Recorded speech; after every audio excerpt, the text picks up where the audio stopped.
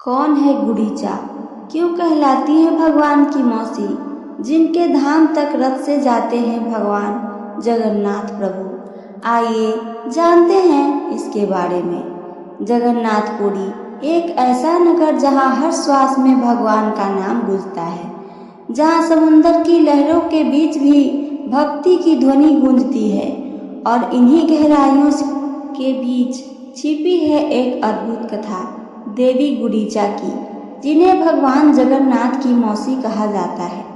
यह रथ यात्रा केवल एक धार्मिक उत्सव नहीं, बल्कि भगवान के अपने मौसी घर जाने की एक दिव्य यात्रा है।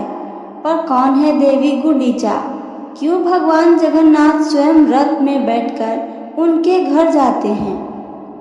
इस कथा के पीछे छुपा है प्रेम, सेवा, भक्ति और तपस्या का एक गूढ़ रहस्य। देवी गुंडीचा कौन है? देवी गुंडीचा का नाम पहली बार सुनते ही यह प्रश्न उठता है, यह कोई देवी थी या कोई सामान्य भक्त? दरअसल गुंडीचा देवी भगवान जगन्नाथ के परम भक्त राजा इंद्रद्युम्न की पत्नी थी। वे अत्यंत साध्वी, धर्मपरायण एवं भगवान विष्णु की अनन्य उपासिका थी। उन्होंने अपने जीवन को भगवान की सेवा में समर्पित कर दिया था। उनके निर्मल हृदय, निष्कपट भक्ति और नारी शक्ति की महिमा को देखकर भगवान ने उन्हें वो स्थान दिया जो किसी देवता को भी दुर्लभ होता है, मौसी का स्थान। पुरी में दो मंदिर, श्री मंदिर और गुंडीचा मंदिर। पुरी में दो विशेष मंदिर हैं। श्री मंदिर जहां भगवान जगन्नाथ, बलराम और सुभद्रा का मुख्य निवास स्थान है। गुंडीचा मंदिर रथ यात्रा का गंतव्य, जहां भगवान एक सप्ताह तक विश्राम करते हैं। इस गुंडीचा मंदिर को ही मौसी घर कहा जाता है, क्योंकि यह वही स्थान है जहां भगवान अपनी मौसी गुंडीचा देवी के निमंत्रण पर हर वर्ष जाते हैं। देवी गुंडीचा का तप और भगवान की प्रसन्नता। देवी गुंडीचा भगवान विष्णु की इतनी कठोर तपस्विनी थी कि उन्होंने कई वर्षों तक केवल जल और तुलसी पत्र पर जीवित रहकर भगवान को प्रसन्न किया। उनकी यह तपस्या इतनी प्रभावशाली थी कि स्वयं भगवान विष्णु ने उन्हें दर्शन दिए और वर मांगने को कहा।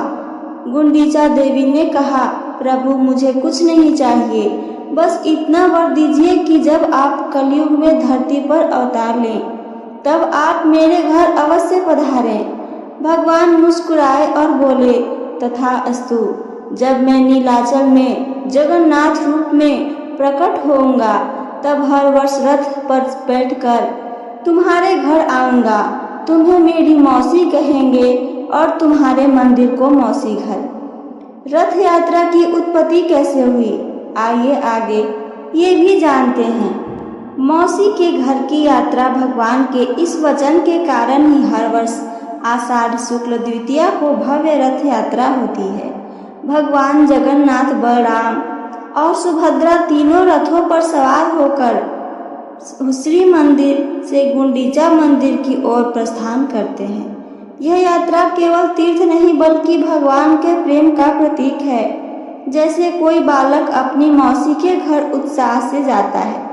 गुंडीचा मंदिर में विशेष परंपराएं। जब भगवान गुंडीचा मंदिर में पहुंचते हैं, तो वहां की सफाई पहले ही एक विशेष परंपरा से की जाती है। गुंडीचा मार्जन। स्वयं चैतन्य महाप्रभु हर वर्ष इस मंदिर को स्वच्छ करते हैं। यह सफाई केवल बाह्य नहीं, अंतरात्मा की भी होती है। यह दर्शाता है कि जब प्रभु आपके घर आए, तो पहले मन को स्वच्छ करें। मौसी के घर का आतिथ्य। 7 दिन की विश्राम। गुंडीचा मंदिर में भगवान 7 दिन रहते हैं। यहाँ उनका विशेष भोग चढ़ाया जाता है, जिसमें से एक है पोड़ा पीठा, जो गुंडीचा देवी की प्रिय रचना मानी जाती है। माना जाता है कि यह भोग मौसी के हाथों का बनाया हुआ होता है और भगवान स्वयं अत्यंत प्रेम से इसका पान करते हैं। चैतन्य महाप्रभु और गुंडीचा मंदिर का संबंध। चैतन्य महाप्रभु, जो स्वयं भगवान का अवतार माने जाते हैं, उन्होंने जीवन के कई वर्ष पुरी में बिताए। वे हर वर्ष रथ यात्रा के दौरान गुंडीचा मंदिर जाते हैं और वहाँ नृत्य व कीर्तन करते थे। उनके लिए गुंडीचा मंदिर केवल एक धाम नहीं, प्रभु के मिलन का स्थान था। मौसी का भाव और निस्वार्थ प्रेम। देवी गुंडीचा को कभी भगवान ने बहन नहीं कहा, माँ नहीं कहा, पत्नी नहीं कहा, मौसी कहा, क्योंकि मौसी का एक ऐसा संबंध है जो न खून का होता है न संतान का, फिर भी सबसे आत्मीय होता है। यह दर्शाता है कि ईश्वर उन भक्तों को कितना ऊंचा स्थान देते हैं जो बिना किसी स्वार्थ के उनकी सेवा करते हैं। गुंडीचा मंदिर की रहस्यमय संरचना। गुंडीचा मंदिर की बनावट भी अद्भुत है। यह मंदिर पूरी श्री मंदिर से लगभग 3 किलोमीटर दूर है और इसके चारों ओर हरियाली, शांत वातावरण है। मंदिर के बीच में स्थित गर्भगृह में रथ यात्रा के दौरान भगवान का सिंहासन सजाया जाता है।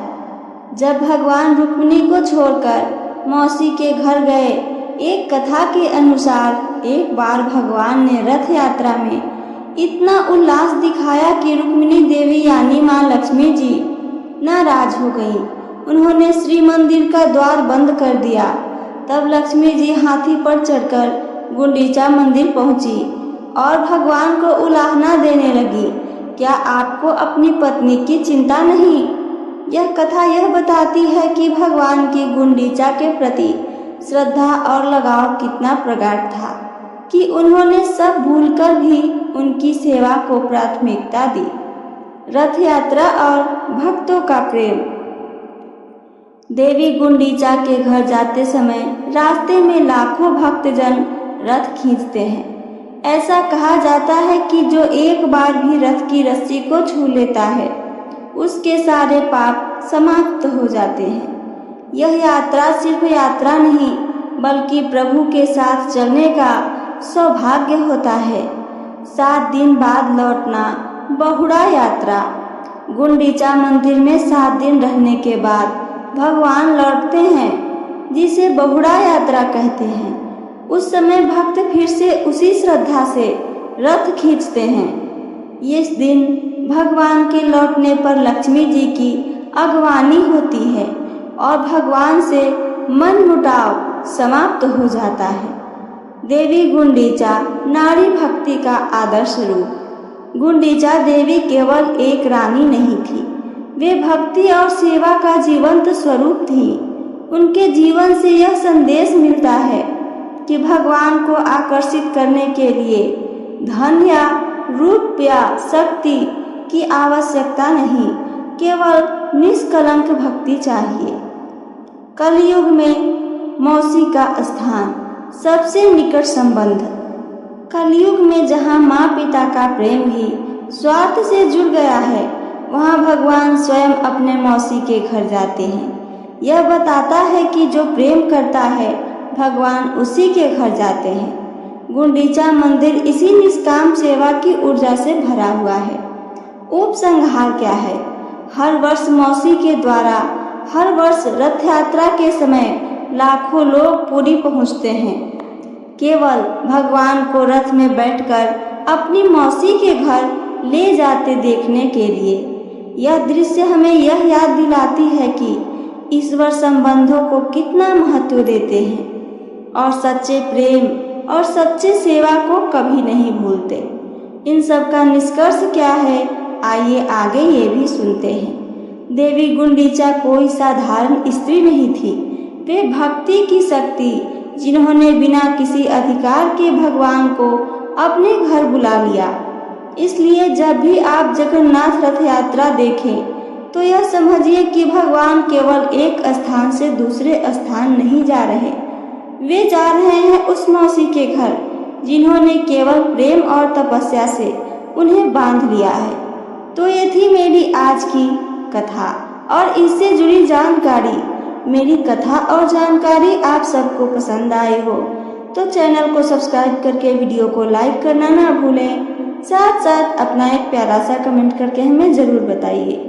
सुनने के लिए धन्यवाद। जय श्री जगन्नाथ।